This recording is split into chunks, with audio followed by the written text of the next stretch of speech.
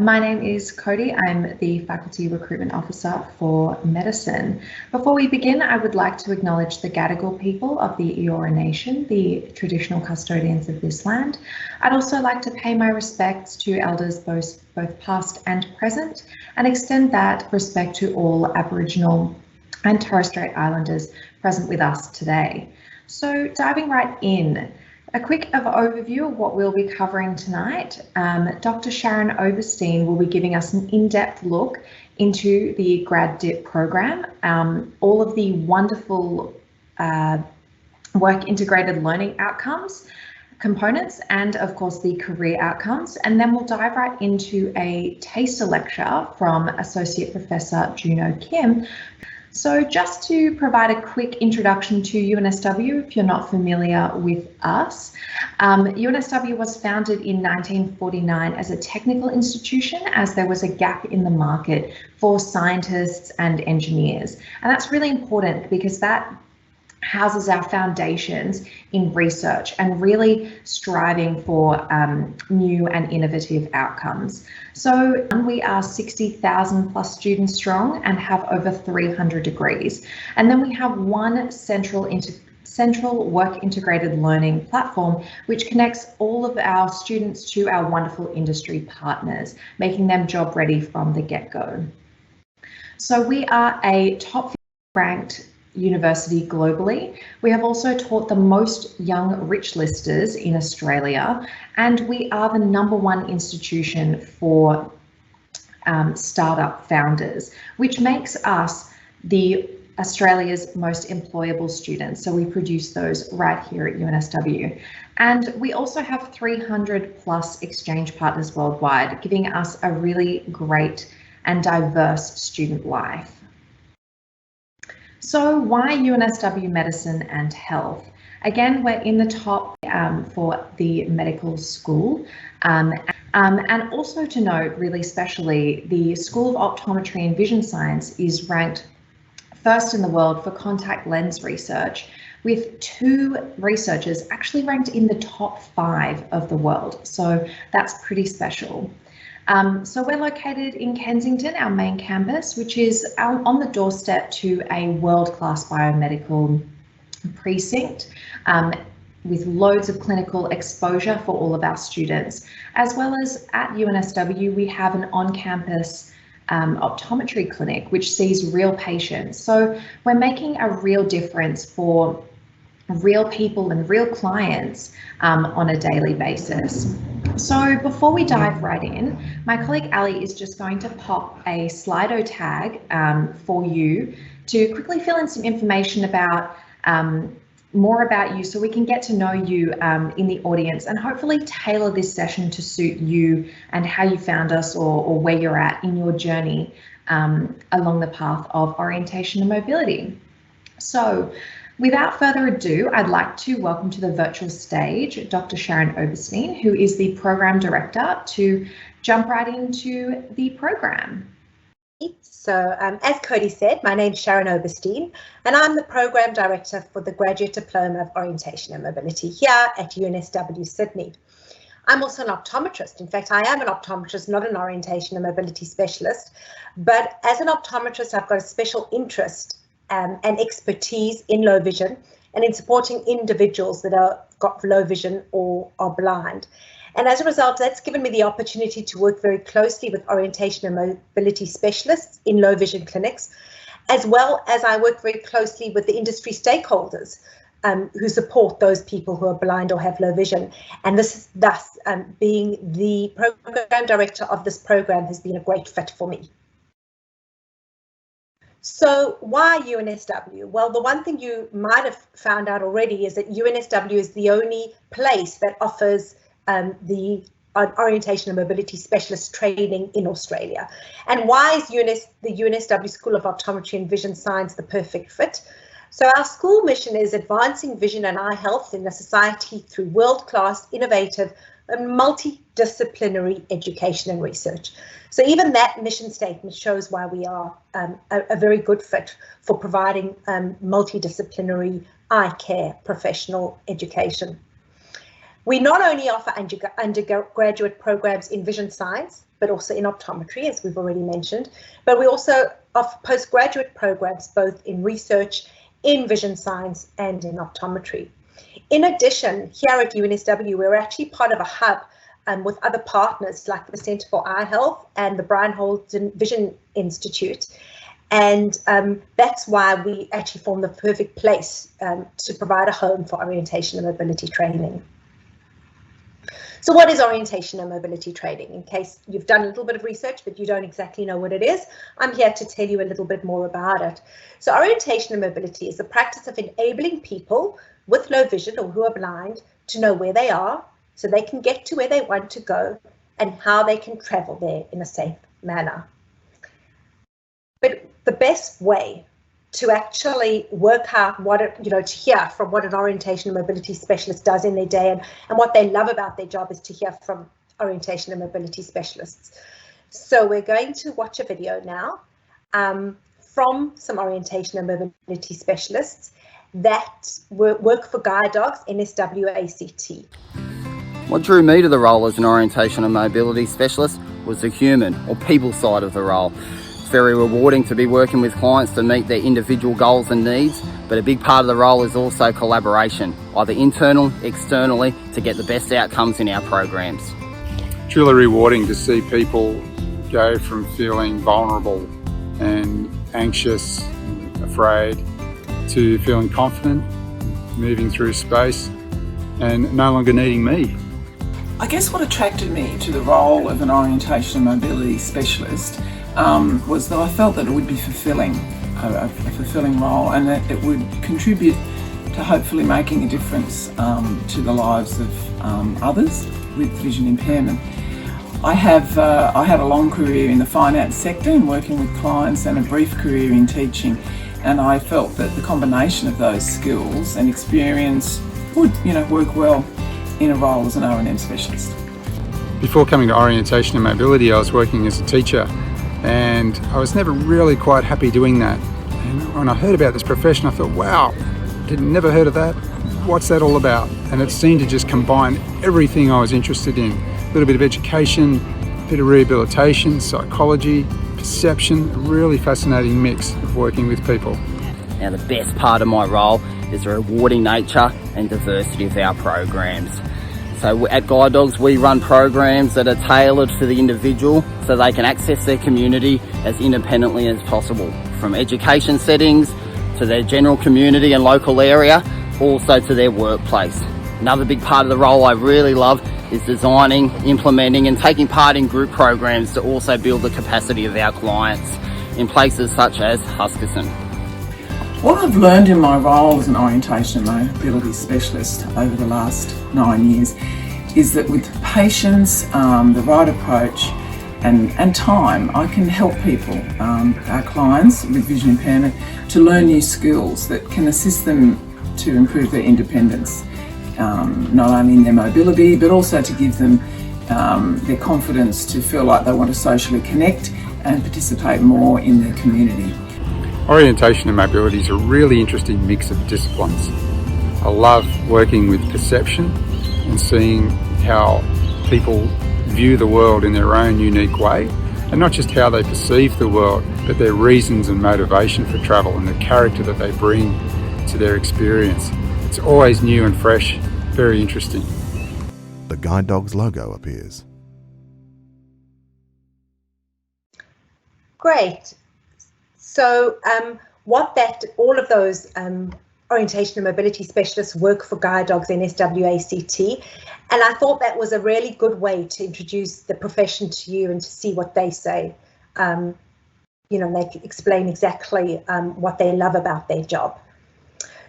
So, as I said, they all work for non-profit rehabilitation organisations, specifically Guide Dogs, and that just is one of the work opportunities, because with this qualification, there's actually, with the growth of funding schemes like the NDIS, there's been a growth for private work in the orientation mobility space.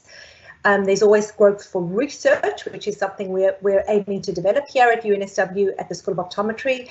And there's lots of opportunity overseas. I'm responding to outreach from overseas companies, from overseas industry stakeholders asking me for orientation and mobility specialists. So there's definitely lots of work there. I did want to stress again that the UNSW Grad Dip is the only place to train orientation and mobility specialists here in Australia, and there's definitely a lack. There's a need in the industry. So that's specifically rural, but there's a need in the industry, and that's what we're aiming to meet. Okay, so what is our course? What are we teaching? So these are the program learning outcomes, and I'd just like to kind of have highlighted a few points that we deal with. So we definitely have a good look at all the theories of our O&M practice. We look at and teach you the skills and techniques so that you can actually teach somebody else how to be and move around independently. There's a very important aspect of communication and collaboration as you work with other multidisciplinary professions and other health professionals like optometrists, for example. Then it's a whole look at the interventions. What are the different interventions? Different ways, and some of them include canes and walking mobility canes. This course doesn't actually teach you how to train a guide dog, no, but you work with people that do that work. And then, of course, the vital part of our aim, our learning outcome aim, is to create solutions that evolve the profession and keep, you know, there's lots of emerging technology always being coming out in this area. It's amazing. So we really aim to keep up with that, and I hope we are. And ultimately to develop a client-focused service that is both culturally and ethically aware.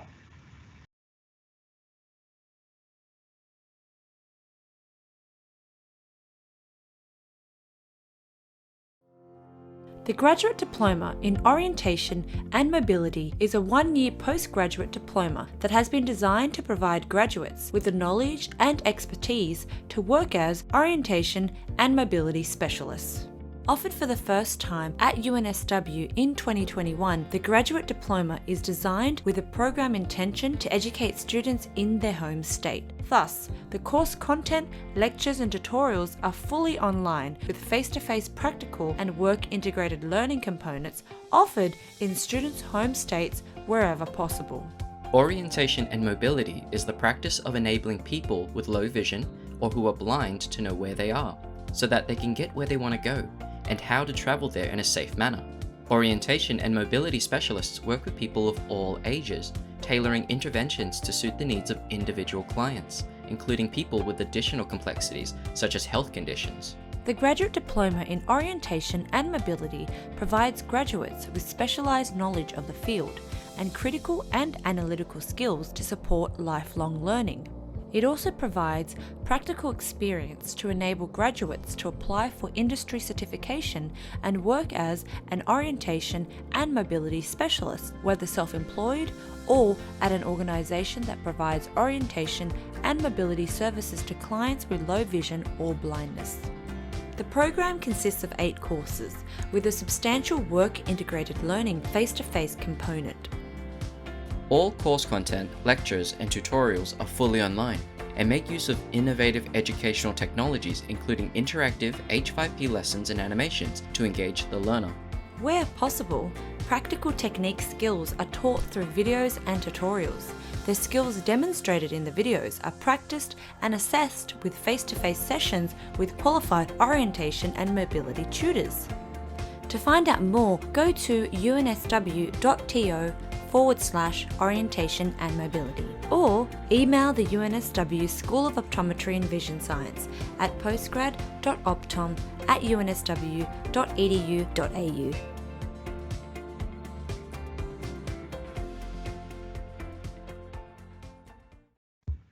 Great, so let's unpack that a little bit, what was said in the video. I'm just going to wait for the slide so that you can see it. There we go. Okay, so let's unpack some of the concepts that were explained to you in the video. So the first thing is that lectures and tutorials are fully online.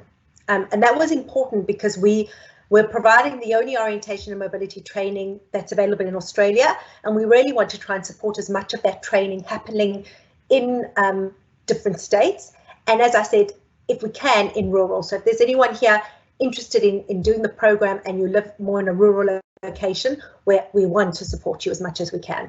But as you saw in the video, some of the little video that I showed you, some of the techniques, some of the skills can be learned online, but you do need to do preferably partner work with a technique tutor, and that work does need to be face-to-face. That starts in the middle of the year and progresses right through to the end of the year. So you need to be able to give time for that. You can't be working full time, but it's really fun and exciting. What happens is the student is actually blindfolded so that they can actually learn the techniques themselves. And then lastly, the will. Now this is super exciting because we have a very good relationship with the key industry stakeholders. So what is the qualification that you come out with after doing the full year-long grad dip? It's a level 8 AQF level qualification. It takes 1 year, over 3 terms, although we do have some students that are stretching it because they've been working and they're having to do it over more than 1 year, and it comprises those 8 courses that we spoke about. Thanks. With that, you get a qualification from us, a grad dip. But the qualification of orientation and mobilities overseas, they get a certification through ACVREP, and it's actually, they're called COMS, they're called Certified Orientation and Mobility Specialists. And it's actually this qualification that NDIS are using as recognition for someone having those skills as an orientation and mobility specialist. And we're going to cross now to one of our students, the best way. Courtney's going to tell you about, she's a current student and she's going to tell you about the course. Thanks. Hi everyone, my name is Courtney and I'm one of the students currently studying the Graduate Diploma in Orientation and Mobility. First of all, congratulations on attending this information session this evening and for taking your first steps for enrolling in this course. It's a really fantastic course. I'm about halfway through it at the moment and we're just about to get into some of our placements, which is really exciting because we're putting all of that information and knowledge that we've learnt into practice. So the first trimester, there is a lot of theory involved and it does come quite fast and thick in the first half of the trimester, but stick with it. You will get through it, and the tutors are really great in helping you learn and understand the knowledge that you need to know. One of the great things about this course is that we are such a small cohort of students, and it's really great because you can bounce your ideas and discussions off each other through the tutorials compared to, say, when you may have done your undergrad at uni with hundreds of people in your course. So that is definitely a pro about this course, that we are quite a small little tight-knit community, and we really help each other through it. So as I said, I'm about halfway through at the moment and I'm about to start my placement soon. So second trimester is a lot more practical based than first trimester, which is, as I said, a little bit more theory based. So we're about to put all our skills into practice now, which I'm really excited for. When I finish this course next year, I'm not sure what direction of O&M I want to go to yet. Originally, I came into this course thinking I might want to go guide dog mobility, but since studying some of the subjects in this course, I've developed a real interest for early childhood and children mobility, so might go down that path. But either way, and whatever direction that your interest is in this field, I think it'll be a really rewarding career, and I highly recommend that you join this course. Thanks very much and good luck with your studies. Bye.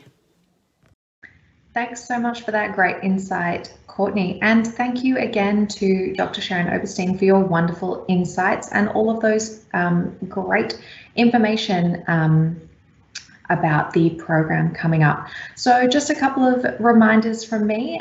Make sure you're popping your questions in the chat if you have any about any of the content covered so far, or if we haven't covered something that you were hoping to get answered, please send through those questions in the chat. And just another quick reminder, in the chat is our poll, so we can get to know our audience a little bit better and see if we can answer some questions for you.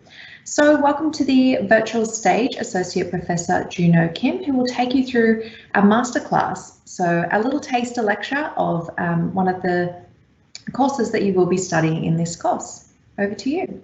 Thanks very much, Cody. So you heard earlier in one of the videos the importance of perception in orientation and mobility. So I contribute to teaching in one of the courses, Vision 5512, and I'll give you a little taste of the content that you'll experience in that class. So I have this image here, which is always good to start with. It's an ancient Greek version of Juno. You see she's holding a mortar and pestle, and she's wearing these clothes. You can see the definition in shape, all this information about the structure of the statue. If you look behind the statue, there's some brickwork there. There's a whole range of object and structure that we're able to infer from this image. Also, we're able to infer the location of the camera person or observer viewing the statue, standing somewhere to the right of it, right? There are perspective cues contained in the image that allow us to infer that information. So if you think about it from an orientation mobility perspective, just one single image is enough to provide us with a wealth of information. But when you think about it, it's just this big rectangle comprised of luminance variations. But when we look at it, we see so much more. So that's essentially where sensation delineates from perception and why perception is so important. So sensation just refers to how our senses, for example, our sight transforms physical properties of the environment, like patterns of light, into neural messages. That's where it ends. Perception, on the other hand, is the process of turning those neural messages into meaningful experience and information, right? Recognizing familiar faces or understanding where we are in our visual world. But fortunately, we don't just rely on vision. We have many senses to understand how our world is arranged. So in addition to vision and hearing, we also have the vestibular system. We have inertial sensors in our inner ear that respond to gravity, allow me to sense gravity now so I can sit upright and deliver this content to you. And we also have touch, taste and smell. You probably wouldn't really think that taste and smell are relevant to an orientation and mobility scenario of any kind, but you'll find out if you enroll in the course just how valuable these senses also are. But tonight we're just going to focus on this masterclass on just the first three, where we have vision, hearing and the vestibular system. So visually speaking, we see by way of light, and the pattern of light that is reflected and projected by objects in our surrounding environment. They generate images on the back wall of our eye. They get flipped upside down and left to right due to the refractive properties of the anterior part of the eye, the front part of the eye, which we'll learn about in the course. So you don't need to worry about it tonight.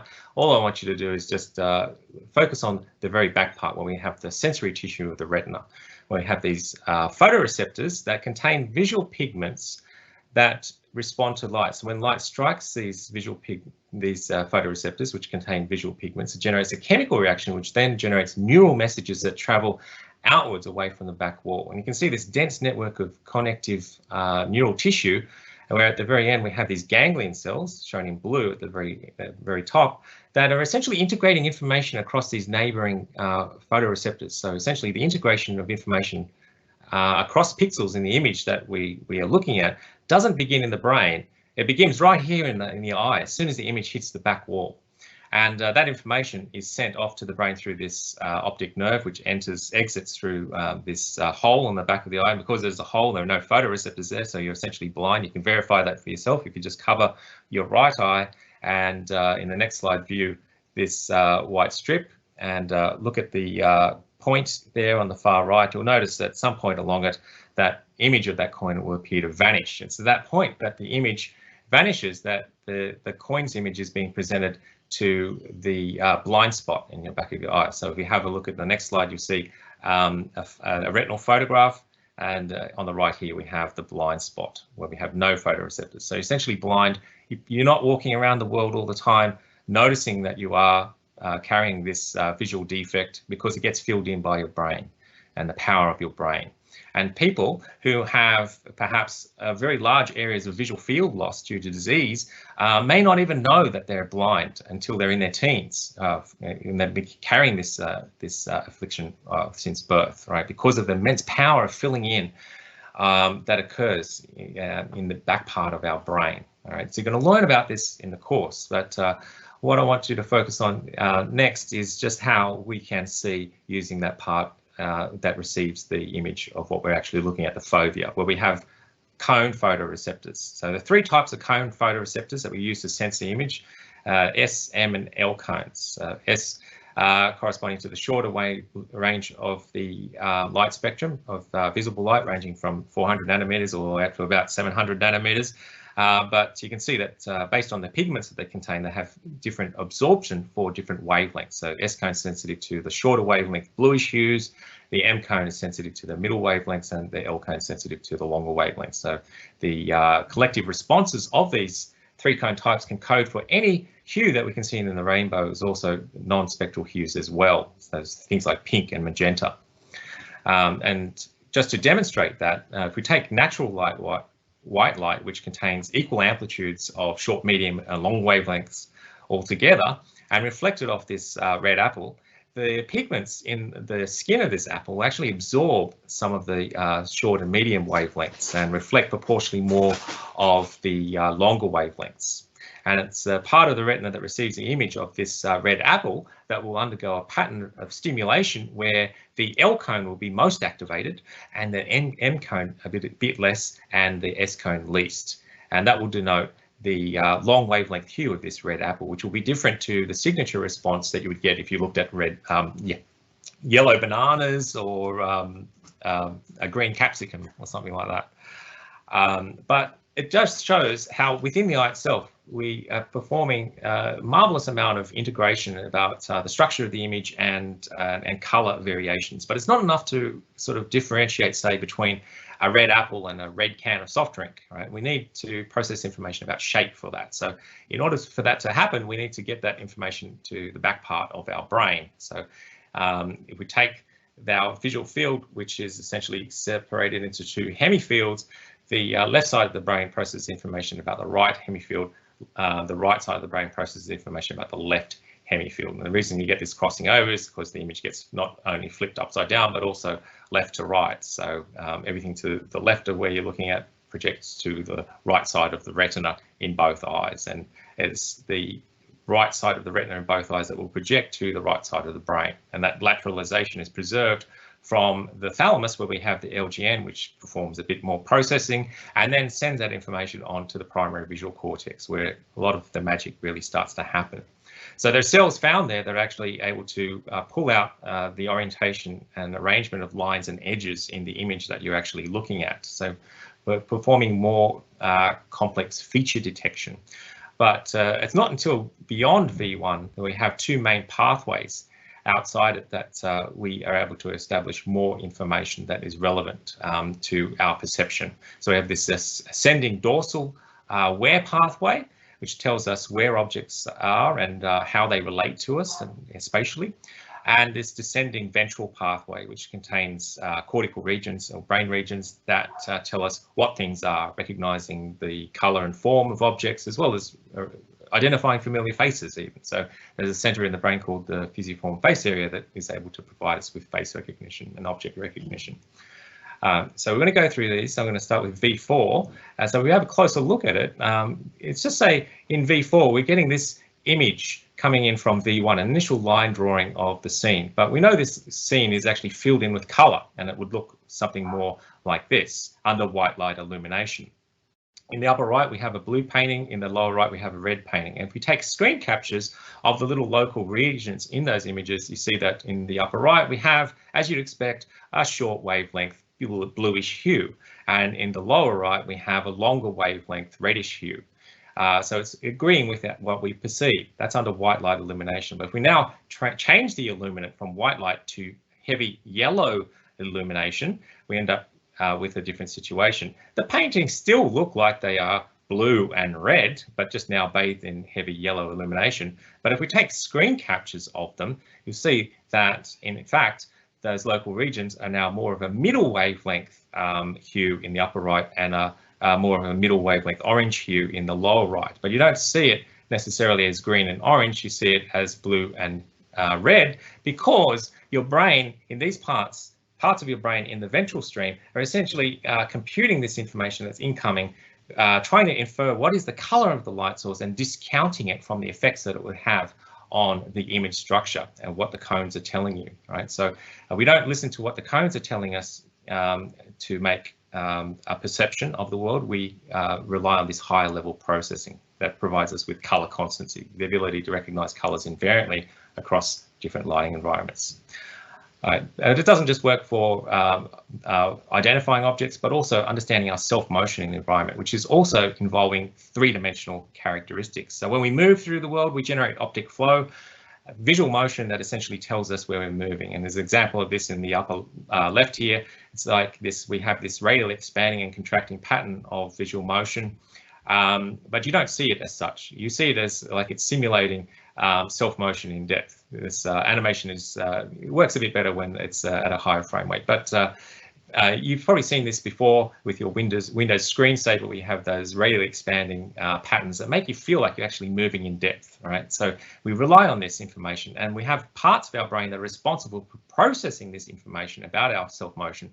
And you can look at the brain activity that occurs here. We get activity not only in V1, but also these auxiliary regions corresponding to area MT, the medial temporal area, and neighbouring MST, or medial superior temporal area. There are other parts of the brain that are also activated that basically compute this information from 2D retinal motion to inferring our self-motion in a 3D world.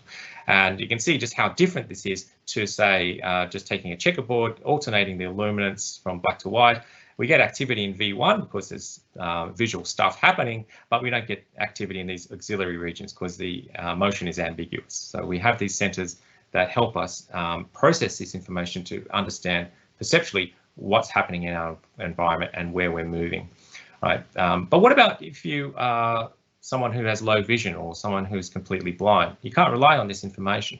Unfortunately, there are other things you can rely on. For example, the vestibular system, which receives its input from the inner ear. There are inertial sensors that allow us to sense angular and linear head accelerations in space. So here we have the labyrinth, we have 3 semicircular canals oriented orthogonal to one another, and they are able to tell us angular head rotations. And we also have otoliths housed in the main vestibule, which also includes the cochlea, which tells us information about linear head acceleration. So we have a closer look at these anatomical structures. You see at the base of these semicircular canals, we have this enlargement forming this duct, where we have this big paddle or cupula protruding into that duct. This duct is filled with fluid, a special fluid called endolymph that remains stationary as we rotate our head. So it's that relative motion of the stationary fluid and our moving or rotating head that generates inertia against that cupula, deflecting it in one way or the other, bending those underlying hair cells to generate neural messages about that angular head acceleration. A very similar situation is shown there on the right for the otoliths. We have, again, these hair cell receptors that impale now this gelatinous membrane upon which we have these calcium carbonate crystals of otoconia. When we engage in a linear head acceleration, we generate a force in the opposite direction, and that causes that otolithic membrane, that gelatinous membrane, to be displaced, bending the underlying hair cells, generating neural messages about that linear head acceleration.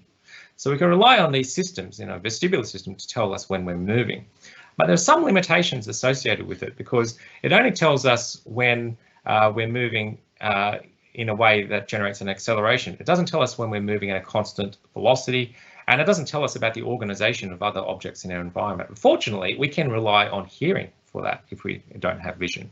Of course, we have 2 ears, so we can use our binaural hearing to work out where objects that might be producing sound are located relative to us. So any sound producing objects or sound source will generate concentric waves, sound pressure waves that move outward according to these concentric waves.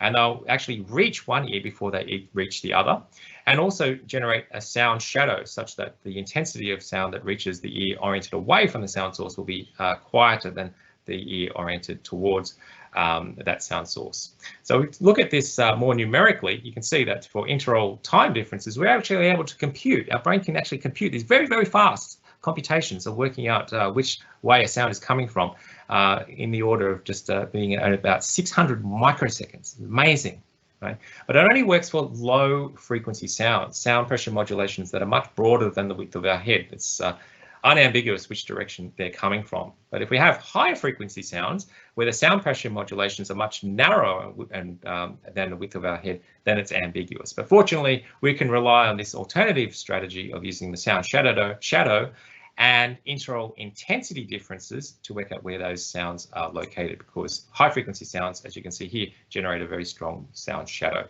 We can also use information about these flappy bits of cartilage on the side of our head that filter sound, the spectral frequency of sound, to work out whether objects that are producing sound are in front or behind us or above or below us. So we can use these strategies together to work out where sounds are coming from in 3 dimensions. It really is remarkable, but there are animals that can do this as well. All binaural hearing animals can pick up on and use these cues to pick up on and localize where sounds are coming from. And some organisms, like bats, for example, they can see. They just tend not to rely on vision in many situations, like when they're flying around at night. They can use echolocation to get a mental image of the acoustic environment.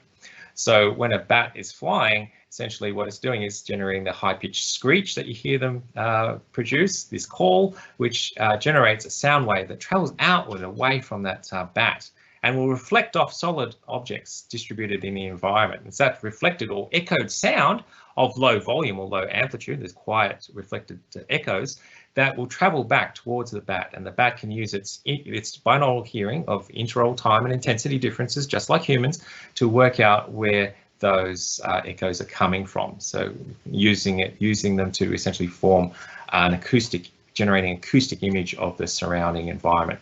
Not just where objects are, but how they might be moving as well, because sound sources that move towards or away from the listener will either compress or stretch out those sound waves over space. And in doing so, will generate a Doppler shift. Okay, so if a bat issues a call of a particular frequency or pitch and travels outwards, reflects or echoes off an object, and it comes back as a higher or lower pitch, it knows that that object is in that direction and it's moving towards or away from it. Okay, this is echolocation, and it's simply marvelous just how bats can do it, but humans can do it too. So you can actually train people to do this very effectively, irrespective of whether they are seeing or non-seeing.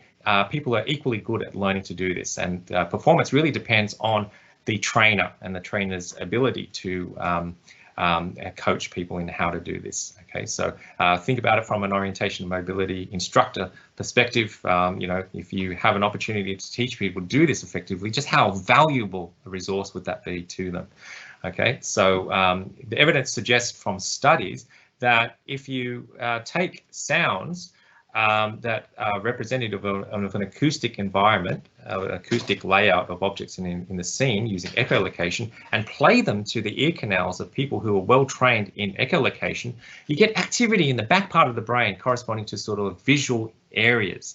When you play exactly the same sounds to people who are untrained, you don't get this activation. It's simply marvelous just how this associative learning that is developed neurally through training can lead to these very, very large differences in brain activation. So it is true that if you're well trained in echolocation, that you do form essentially a mental image of the surrounding environment, and it's very valuable for essentially supplementing any vision you may have left, and perhaps even helping you if you can't see it all.